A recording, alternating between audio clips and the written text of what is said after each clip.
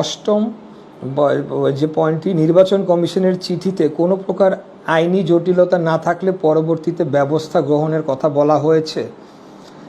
স্পষ্টতই বিতর্কিত রায়, স্থানীয় সরকারের বিভাগের প্রতি কোনো নির্দেশনা না থাকা, লিগ্যাল নোটিশ এবং রিট পিটিশন বিচারাধীন সংক্রান্ত আইনি জটিলতা রয়েছে। তো আমি একটা করে আসি। হ্যাঁ,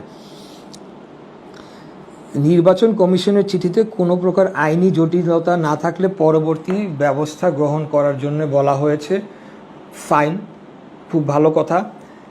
তো এই চিঠিটা পাওয়ার পরে স্থানীয় সরকার মন্ত্রণালয় কি করেছে, তারা আবারও নির্বাচন কমিশনকে একটা চিঠি লিখেছে।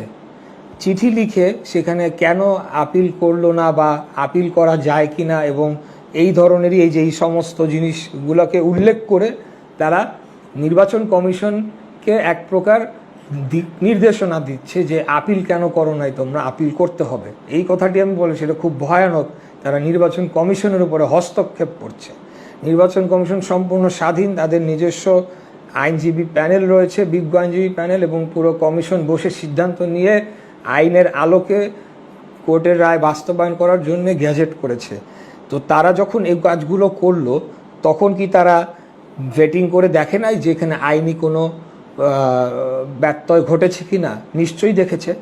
তারপরেও চিঠির একটা স্ট্যান্ডার্ড ফরম্যাটে যেহেতু লিখতে হয় এভাবে, কোনো প্রকার আইনি জটিলতা না থাকলে পরবর্তী ব্যবস্থা গ্রহণ করুক, এটার জন্য তারা আবার যখন স্থানীয় সরকার মন্ত্রণালয়ে আবার চিঠি লিখলো নির্বাচন কমিশনে, নির্বাচন কমিশনার দীর্ঘ একটি পত্রের মাধ্যমে সেই উত্তরটি তাদেরকে দেয় এবং তারা এখানে স্পষ্টভাবে জানিয়ে দেয় যে এখানে আইনের কোনো ব্যত্যয় তারা পায়নি এবং তারা নিয়ম মেনেই গ্যাজেটটি করেছে। এবং এই কপিটিও আমার কাছে রয়েছে, এটা হয়তো এক সময় প্রকাশ করা যাবে। আর এটার আরেকটা পার্টে বলছে স্পষ্টতই বিতর্কিত রায়, অর্থাৎ সে নিজেই রায় সিদ্ধান্ত নিয়ে ফেলেছে যে রায়টি বিতর্কিত, এই ব্যাপারে কিছু হলো নাই। যে তারপর বলছে স্থানীয় সরকার বিভাগের প্রতি কোনো নির্দেশনা না থাকা। একটু আগে যেটা বললাম যে স্থানীয় সরকার বিভাগ এই মামলায় পার্টি নয়, অতএব কেন স্থানীয় সরকার বিভাগের প্রতি কোনো নির্দেশনা থাকবে? স্থানীয় সরকারের কাজ কেবলমাত্র শপথ গ্রহণ অনুষ্ঠানটি সম্পন্ন করা, এখানে অন্য কোনো ধরনের ফাংশন তাদের নেই।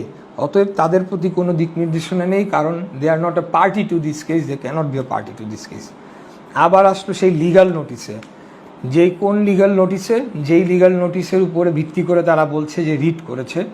এখানে বলতে হয় যে লিগাল নোটিসটা আমরা কিভাবে আমরা পেয়েছি, সেটা কি আইনসম্মতভাবে আমরা রেজিস্টার্ড ডাকযোগে পেয়েছি কিনা আমার সম্ভবত জানা নেই। একজন আমাকে হোয়াটসঅ্যাপে ফরওয়ার্ড করেছিল, সেটাই আমি প্রিন্ট করে পরে দেখেছি। পরবর্তীতে আমরা দেখতে পেলাম যে সে আইনজীবীকে পরিবর্তন করা হয়েছে এবং পরিবর্তন করে আরেকজনকে দিয়ে এখন রিটের এফিডেভিট করে রিটটি করার জন্যে কোর্টে আবেদন করেছে। কিন্তু আমার জানা মতে যদি আইনজীবী পরিবর্তন হয়, তাহলে নতুন যে আইনজীবী আসবে তাকে আবারও লিগাল নোটিশ দিতে হবে এবং সেটা রেজিস্টার্ড ডাকের মাধ্যমে সেটা আমাদের হাতে পৌঁছাতে হবে, যেটা হয় নাই।